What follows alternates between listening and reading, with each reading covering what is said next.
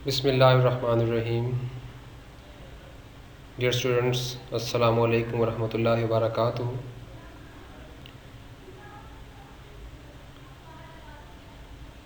Class 9 के biology के lecture के साथ हाज़िर हैं। चैप्टर नंबर 5 सेल साइकिल को डिस्कस किया जा रहा था और आज का हमारा टॉपिक है significance of mitosis. Significance of mitosis को हम कुछ यूँ एक्सप्लेन कर सकते हैं कि न्यू जनरेट होने वाले सेल्स में क्रोमोसोम्स की जो तादाद है वो मुकर्ररा सेट के हिसाब से ही हो, यानी कि हम इस पर यूँ भी कह सकते हैं कि हर डॉटर सेल जो क्रोमोसोम्स रिसीव करता है वो क्रोमोसोम अपनी कंपोजिशन और अपनी जो तादाद है उसके लिहाज से पेरेंट सेल के क्रोमोसोम जैसे ही हो। लिविंग ऑर्गेनिजम्स की लाइफ में कुछ ऐसे ओकेजन्स आते हैं जिसमें माइटोसिस अपना काम करती है या अपना किरदार अदा करती है। उनमें नंबर 1 डेवलपमेंट एंड ग्रोथ है। जानदारों में या लिविंग ऑर्गेनिजम्स में सेल्स की तादाद जिस प्रोसेस से बढ़ती है दैट इज़ माइटोसिस, और यही वजह बनती है कि जिससे एक सिंगल सेल जिसे हम जाइगोट कहते हैं वो एक मल्टी सेलुलर बॉडी प्रोड्यूस करता है, या वो एक सिंगल सेल से ट्रांसफ़र हो के वो एक मल्टी सेलुलर ऑर्गेनिज्म क्रिएट करता है। All this happens due to mitosis.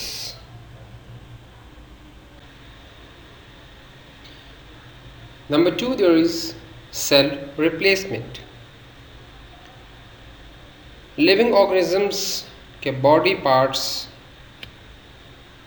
में बाज़ औक़ात कुछ सेल्स मुसलसल कंटिन्यूसली या कॉन्स्टेंटली हम कह सकते हैं कि वो स्लफ्ट ऑफ होते रहते हैं या वहाँ से निकलते रहते हैं, ख़त्म होते रहते हैं और उनकी जगह पर न्यू सेल्स बनते रहते हैं। ये जो नए सेल्स बनते हैं ये माइटोसिस की वजह से बनते हैं और ये बिल्कुल वैसे ही होते हैं जैसे कि पेरेंट्स सेल होते हैं। इसकी एक एग्जांपल ये भी है कि आरबीसी जिसे हम रेड ब्लड सेल कहते हैं, इसकी अमूमी जो लाइफ स्पैन है वो 4 मंथ्स यानी कि 120 डेज़ है। आफ्टर दिस 4 मंथ्स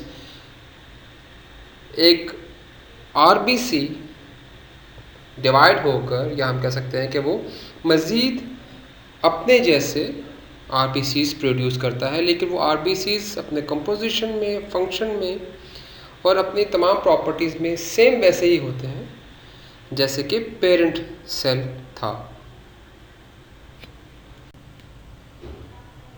रीजनरेशन, बहुत चंद केसेस ऐसे हैं जिनमें जानदार अपने जिस्म के हिस्सों को दोबारा बना सकते हैं और नए सेल्स बनने के इस अमल में माइटोसिस एक अहम किरदार अदा करता है। इस किस्म की मिसाल में सी स्टार एक ऐसा ऑर्गेनिज़म है कि अगर वो अपने पार्ट के किसी भी हिस्से को लूज़ कर जाए तो वो दोबारा से माइटोसिस के ज़रिए से इसको रीजनरेट कर सकता है।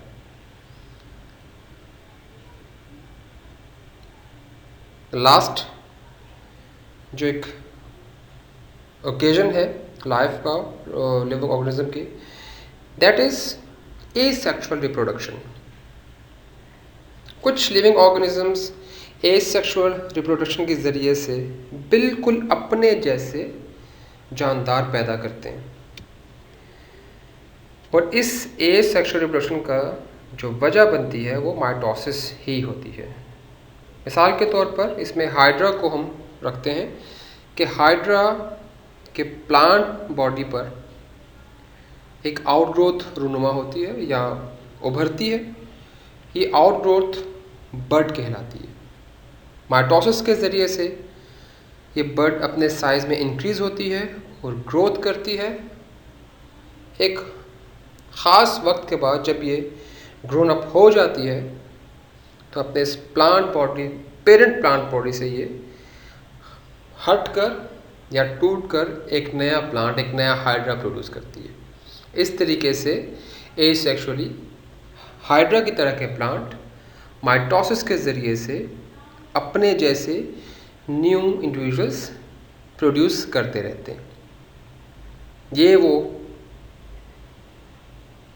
एरियाज़ हैं जहाँ पर लिविंग ऑर्गेनिजम्स की लाइफ में माइटोसिस इफ़ेक्ट करती है। हमारा आज का टॉपिक यहाँ पर एंड होता है। होम असाइनमेंट में जस्ट यही कहूँगा कि इस टॉपिक को अच्छे से पढ़िएगा और अंडरस्टैंड कीजिएगा, क्योंकि इससे अगला आने वाला टॉपिक बहुत इंटरेस्टिंग और इसी से रिलेट करेगा, that is errors in mitosis. और उसके बाद भी मियोसिस में ये तमाम चीज़ें आपको फ़ायदेमंद होंगी। अगले लेक्चर तक के लिए इजाज़त चाहूँगा। अल्लाह हाफ़िज़।